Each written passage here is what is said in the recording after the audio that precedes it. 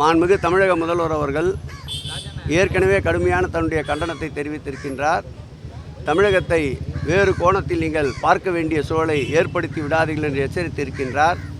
நிச்சயமாக ஒட்டுமொத்த தமிழக மக்களும் ஒன்றிணைந்து மாண்புமிகு தமிழக முதல்வர் தலைமையிலே வெகுண்டெழுகின்ற ஒரு சூழ்நிலையை உருவாக்குவதற்கு அவர்கள் முயற்சித்து கொண்டிருக்கின்றார்கள். ஆகவே நிச்சயம் புதிய கல்விக் கொள்கையை எவ்வளவு இழைப்பு வந்தாலும் எங்கள் மாண்புமிகு தமிழக முதல்வர் அவர்கள் எடுத்த நடவடிக்கையில் ஏற்கனவே இரும்பு மனிதரை போல் உறுதியாக இருப்பவர், இதிலும் உறுதியாக இருப்பார். சாயங்காலம் பார்த்துக்கலாம்.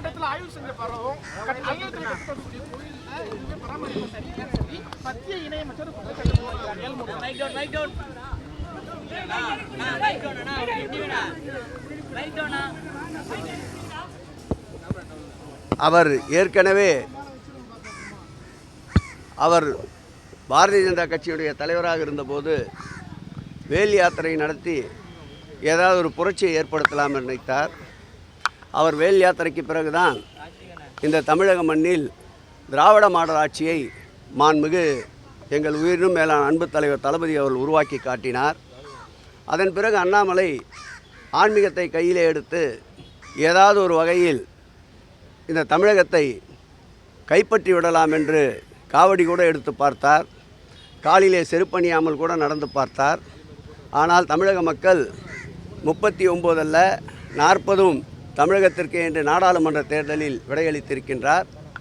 தமிழ்க்கடவுள் முருகனுக்கு பெருமை சேர்க்கின்ற திராவிட மாடல் ஆட்சி மாண்புமிகு தமிழக முதல்வர் தலைமையில் அமைந்திருக்கின்றது. இந்த ஆட்சியை போல் எந்த ஆட்சியிலும் தமிழ்க்கடவுள் முருகனுக்கு பெருமை சேர்த்ததில்லை. அறுபடை வீடுகளையும் இன்றைக்கு புனரமைக்கின்ற பணியிலே 817 கோடி ரூபாயை ஒதுக்கீடு செய்து இன்றைக்கு முருகனுக்கு பெருமை சேர்த்து கொண்டிருக்கின்றோம், தமிழ்க்கடவுள் முருகனுக்கு. அதேபோல் இந்த ஆட்சி ஏற்பட்ட பிறகு இதுவரையில் 105 முருகர் திருக்கோயிலுக்கு மாத்திரம் திருப்பணிகளை செய்திருக்கின்றோம்.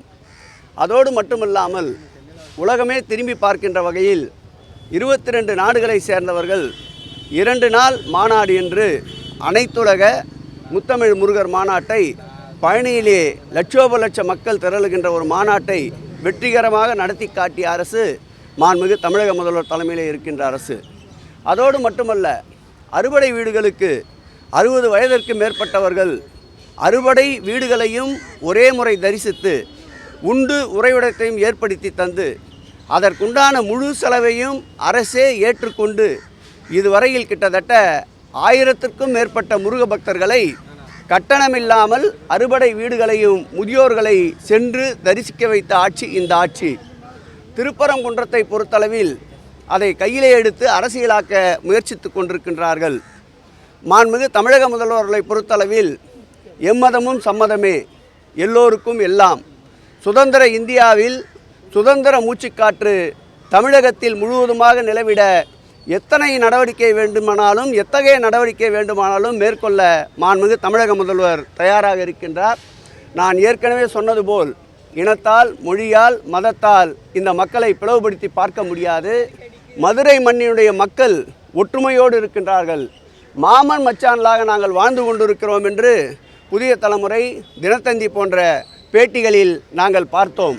மற்ற மாவட்டத்திலே இருந்து இனத்தால், மொழியால் மக்களை பிளவுபடுத்த வேண்டும் என்ற சங்கிகள் தான் அந்த மதுரை திருப்பரங்குன்றம் முருகர் திருக்கோயிலுடைய பிரச்சனையை ஊதி பெருசாக்க நினைக்கின்றார்கள்.